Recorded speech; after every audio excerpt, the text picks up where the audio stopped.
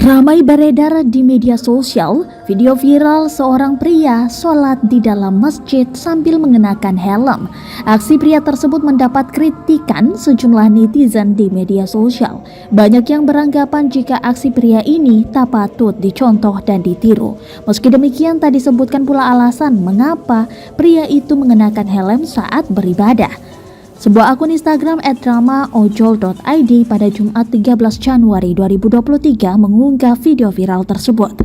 Dalam video viral itu terlihat seorang pria sedang sholat di antara jamaah lainnya.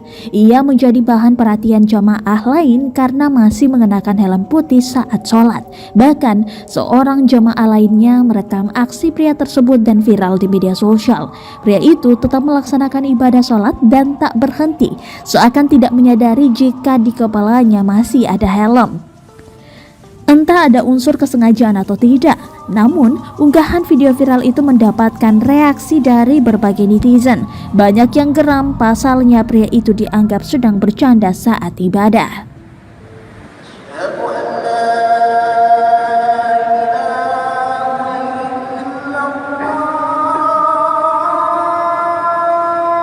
Terima kasih sudah nonton.